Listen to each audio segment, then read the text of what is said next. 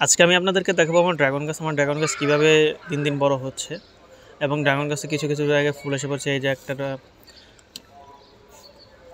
এই যে আমার ড্রাগন গাছ আগের চেয়ে অনেক পর্যটন বড় হয়েছে এবং শাখা প্রশাখা অনেক বের হয়েছে। এই যে একটা ফুল বের হয়েছে এক ডালে, পিঁপড়ার কারণে পিঁপড়ার ওষুধ দেওয়া হয়েছে এই ড্রাগন গাছ।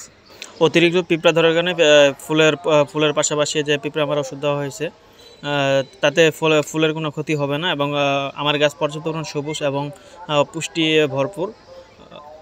ড্রাগন গাছের যত শাখা প্রশাখা বের হবে তত ফুল আসবে। এখানে আমি কাটিং করে দিয়েছিলাম অনেক আগেই। এই যে একটা বড় ফুল, এটা সর্বপ্রথম আসলে এবছরের ফার্স্ট ফুল হয়েছে বড়টা। বর্তমানে বলা যায় যে এখন আমার ড্রাগন গাছে মোটামুটি ভালো ফলন হওয়ার সম্ভাবনা বেশি। এখন পর্যন্ত মোটামুটি ফুল আসে 5টা ফুল এসেছে এখন পর্যন্ত। আরও ফুল আসবে আশা করি, কারণ এটা যেহেতু প্রথম মাস, আরও যত দিন যাবে তত ফুল আসবে। প্রত্যেকটা কাটায় কাটায় ড্রাগন গাছের ফুল হয়, এটা আপনাদেরকে আগেও বলেছি, এখনও বলতেছি। ড্রাগন গাছের প্রত্যেকটা কাটায় কাটায় ড্রাগনের ফুল আসে এবং ফল ধরে এবং শাখা প্রশাখা ওই কাটা থেকে বের হয়। এই যে বড় ফুলটা অনেক আগের চেয়ে অনেক বড় হয়ে গেছে।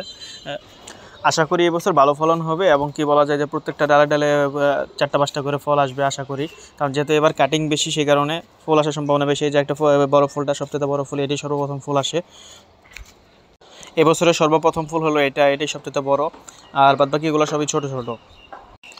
মূলত ফুল আনার জন্য এখানে অনেক খাবার দিতে হয়, যেমন খাবার দিতে হয় গাছের জন্য।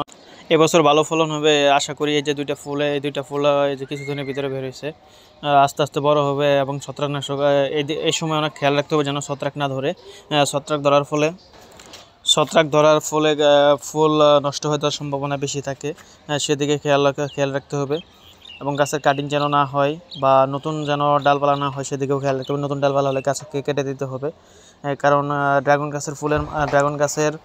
গাছের মাথায় খাবার জমানো থাকে, সে কারণে ড্রাগন গাছের ডাল কাটিং করে দিতে হয়।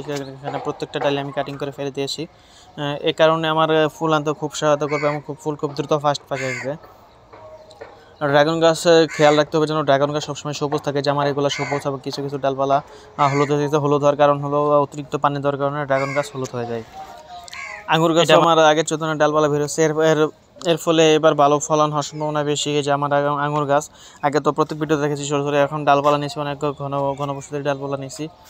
এই কারণে বলা যায় যে এবার আঙুর ফলন হওয়ার সম্ভাবনা খুবই বেশি, কারণ আঙুরের পুষ্টিটাও ভালো আছে, যে প্রত্যেকটা পাতায় সবুজ হয়ে গেছে।